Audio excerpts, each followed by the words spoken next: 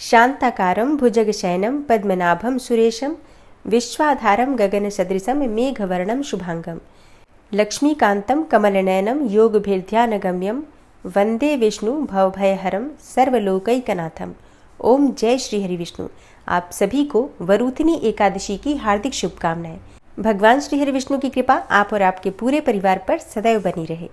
आज की वीडियो में आप सुनेंगे वरूथिनी एकादशी व्रत की कथा और कथा के अंत में आपको पारण के शुभ मुहूर्त के बारे में भी संपूर्ण जानकारी दी जाएगी।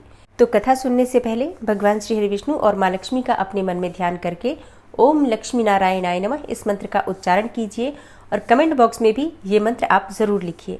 अब सुनते हैं वरूथिनी एकादशी की पावन कथा। धर्मराज युधिष्ठिर बोले कि हे भगवान, वैशाख मास के कृष्ण पक्ष की एकादशी का क्या नाम है तथा उसकी विधि क्या है? उस व्रत के करने से किस फल की प्राप्ति होती है? आप मुझसे विस्तार पूर्वक कहिए, मैं आपको नमस्कार करता हूँ। श्री कृष्ण कहने लगे कि हे राजेश्वर, इस एकादशी का नाम वरूथिनी है। यह सौभाग्य देने वाली तथा सब पापों को नष्ट करने वाली और अंत में मोक्ष देने वाली है। इस व्रत को यदि कोई अभागिन स्त्री करे तो उसको सौभाग्य मिलता है। इसी वरूथिनी एकादशी के प्रभाव से राजा मानधाता स्वर्ग को गया था। वरूथिनी एकादशी का फल 10,000 वर्ष तक तप करने के बराबर प्राप्त होता है। कुरुक्षेत्र में सूर्य ग्रहण के समय एक मन स्वर्ण दान करने से जो फल प्राप्त होता है, वही फल वरूथिनी एकादशी का व्रत करने मात्र से ही प्राप्त हो जाता है। वरूथिनी एकादशी के व्रत को करने से मनुष्य इस लोक में सुख भोग कर परलोक में स्वर्ग को प्राप्त करता है। शास्त्रों में कहा गया है कि हाथी का दान घोड़े के दान से श्रेष्ठ है, हाथी के दान से भूमि का दान श्रेष्ठ है और भूमि के दान से तिलों का दान श्रेष्ठ है। तिलों के दान से स्वर्ण का दान श्रेष्ठ माना गया है तथा स्वर्ण दान से अन्न का दान ज्यादा श्रेष्ठ माना गया है। अन्न दान के बराबर कोई दान नहीं है। अन्नदाता से देवता, पितर और मनुष्य तीनों तृप्त हो जाते हैं और शास्त्रों में अन्नदान को कन्यादान के फल के बराबर ही माना गया है। वरूथिनी एकादशी के व्रत से अन्नदान तथा कन्यादान दोनों के बराबर फल प्राप्त होता है। भगवान श्री कृष्ण कहने लगे, हे युधिष्ठिर, जो मनुष्य लोभ के वश होकर कन्या का धन लेते हैं, वे प्रलय काल तक नरक में वास करते हैं या उनको अगले जन्म में बिलाव का जन्म लेना पड़ता है। और जो मनुष्य प्रेम और धन के साथ कन्या का दान करते हैं, उनके पुण्य को चित्रगुप्त भी लिखने में असमर्थ है और ऐसे मनुष्यों को ही कन्यादान का फल प्राप्त होता है। हे राजेश्वर, वरूथिनी एकादशी का व्रत करने वाले को दशमी तिथि के दिन इन वस्तुओं का त्याग अवश्य करना चाहिए। कांसे के बर्तन में भोजन नहीं करना चाहिए, मांस नहीं खाना चाहिए, मदिरा का सेवन नहीं करना चाहिए, मसूर की दाल, चने का साग, कोदो का साग, मधु अर्थात शहद, किसी दूसरे का अंश, दूसरी बार भोजन करना और स्त्री प्रसंग करना, ये सभी चीजें दशमी तिथि के दिन से ही वर्जित हो जाती हैं। व्रत वाले दिन जुआ नहीं खेलना चाहिए। उस दिन पान खाना, दातुन करना, दूसरे की निंदा करना, चुगली करना और पापी मनुष्यों के साथ बातचीत करना, ये सभी चीजें त्याग कर देना चाहिए। उस दिन क्रोध नहीं करना चाहिए, मिथ्या भाषण अर्थात झूठ नहीं बोलना चाहिए। इस व्रत में नमक, तेल तथा अन्न, ये सभी चीजें वर्जित हैं। हे राजन, जो मनुष्य विधिवत इस एकादशी को करते हैं, उनको स्वर्गलोक की प्राप्ति होती है। अतः मनुष्यों को पापों से डरना चाहिए। इस व्रत के महात्म्य को पढ़ने से 1000 गौदान का फल प्राप्त होता है। इसका फल गंगा स्नान के फल से भी अधिक होता है। हे राजन, अब मैं तुमसे वरूथिनी एकादशी की एक कथा का वर्णन करता हूँ, तुम ध्यान पूर्वक सुनो। प्राचीन काल में नर्मदा नदी के तट पर मानधाता नामक राजा राज्य करते थे। वह अत्यंत दानशील तथा तपस्वी थे। एक दिन जब वह जंगल में तपस्या कर रहे थे, तभी न जाने कहां से एक जंगली भालू आया और राजा का पैर चबाने लगा। राजा पूर्ववत अपनी तपस्या में लीन रहे, लेकिन कुछ देर के बाद पैर चबाते चबाते भालू राजा को घसीटकर पास के जंगल में ले गया। राजा बहुत घबराया, मगर तापस धर्म के अनुकूल उसने क्रोध और हिंसा न करके भगवान विष्णु से प्रार्थना की। करुण भाव से भगवान विष्णु को पुकारा। उसकी पुकार सुनकर भगवान श्री हरि विष्णु प्रकट हुए और उन्होंने चक्र से भालू को मार डाला। राजा का पैर भालू पहले से ही खा चुका था। इससे राजा बहुत ही शोकाकुल हुए। उन्हें दुखी देखकर भगवान विष्णु बोले, हे वत्स, शोक मत करो, तुम मथुरा जाओ और वरूथिनी एकादशी का व्रत रखकर मेरी वाराह अवतार मूर्ति की पूजा करो। उसके प्रभाव से पुनः सुदृढ़ अंगों वाले हो जाओगे। इस भालू ने जो तुम्हें काटा है, यह तुम्हारे पूर्व जन्म का अपराध था।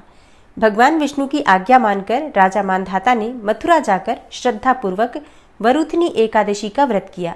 इस व्रत के प्रभाव से राजा शीघ्र ही पुनः सुंदर और संपूर्ण अंगों वाला हो गया।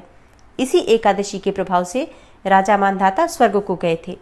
जो भी व्यक्ति भय से पीड़ित है उसे वरुथनी एकादशी का व्रत रखकर भगवान विष्णु का स्मरण करना चाहिए। इस व्रत को करने मात्र से समस्त पापों का नाश होकर मोक्ष की प्राप्ति होती है। तो प्रेम से बोलिए भगवान श्री लक्ष्मी नारायण की जय, एकादशी माता की जय। जय जय श्री कृष्णा, जय श्री राधे। वरुथनी एकादशी का व्रत 16 अप्रैल 2023 यानी कि रविवार को किया जाएगा। तो जो भक्त एकादशी का व्रत धारण करते हैं या फिर अगर आप व्रत नहीं भी करते हैं तब भी आपको एकादशी के दिन सुबह जल्दी उठकर और गंगा जल मिश्रित जल से स्नान करना चाहिए और इसके बाद साफ स्वच्छ वस्त्र धारण करके भगवान सूर्यदेव को जल अर्पित कर लीजिए और घर के मंदिर में भगवान श्री विष्णु की विधि विधान से पूजा कर लीजिए। देखिए, आज के दिन पीले पुष्प भगवान को अर्पित करने से किसी भी प्रकार की परेशानी से आपको मुक्ति मिलती है। ऐसा कहा जाता है कि भगवान श्री विष्णु की पूजा अगर हम पीले पुष्पों से करते हैं, पीले फल उन्हें अर्पित करते हैं, तो इससे जीवन में खुशियों का संचार होता है और माँ लक्ष्मी की विशेष कृपा हमें प्राप्त होती है।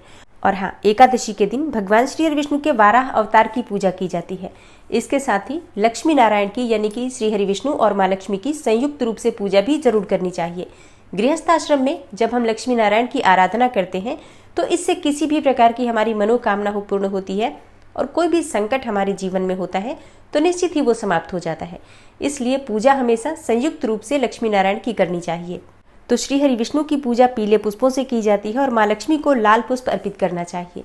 गुलाब के पुष्प या कमल के पुष्प या कोई भी लाल पुष्प उपलब्ध हो तो माँ लक्ष्मी को अर्पित कीजिए और माँ लक्ष्मी और श्री हरि विष्णु के सामने बैठकर विष्णु सहस्त्र नाम और श्री सूक्त का संयुक्त रूप से पाठ कीजिए।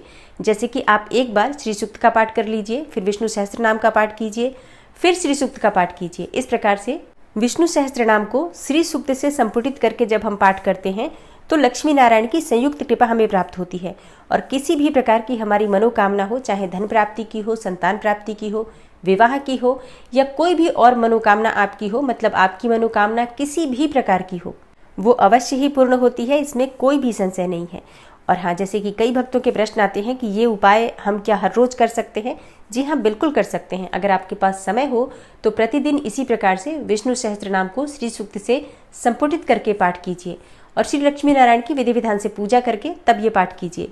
और अगर आपके पास इतना समय ना हो तो आप सिर्फ बृहस्पतिवार को भी कर सकते हैं या फिर एकादशी के दिन भी कर सकते हैं। जरूर कीजिए, निश्चित ही आपको लाभ होगा। अब बात करते हैं एकादशी के शुभ मुहूर्त के बारे में। वरुथनी एकादशी की तिथि प्रारंभ हो रही है 15 अप्रैल को रात्रि में 8:45 पर और समाप्त होगी 16 अप्रैल को शाम 6:15 पर। तो सूर्योदय कालीन तिथि के अनुसार हम 16 अप्रैल को एकादशी का व्रत धारण कर रहे हैं और पारण का यानी कि व्रत खोलने का शुभ मुहूर्त होगा 17 अप्रैल को सुबह 6:08 से सुबह 8:28 तक। और इस शुभ मुहूर्त में अगर आप पारण नहीं कर पाते हैं तो 17 अप्रैल को 10 बजे तक भी आप अपना व्रत खोल सकते हैं, व्रत का पारण कर सकते हैं, क्योंकि द्वादशी तिथि 16 अप्रैल को शाम 6:15 पर प्रारंभ होगी और समाप्त हो रही है 17 अप्रैल को दोपहर में 3:46 तक।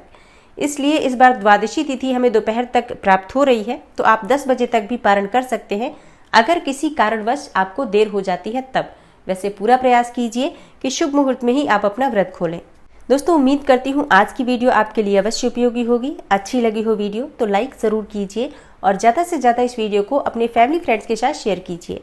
चैनल पर पहली बार आए हैं, अगर अभी तक आपने चैनल को सब्सक्राइब नहीं किया है तो आज की वीडियो अगर आपको अच्छी लगे तो चैनल को सब्सक्राइब ज़रूर कर लीजिए और बेल बटन को भी प्रेस कर लीजिए। तो इससे ये होगा कि इस चैनल पर जो नई वीडियो अपलोड होंगी उनकी नोटिफिकेशन आपको सही समय पर प्राप्त होगी। मिलती हूँ मैं आपसे अगली वीडियो में, तब तक के लिए नमस्कार।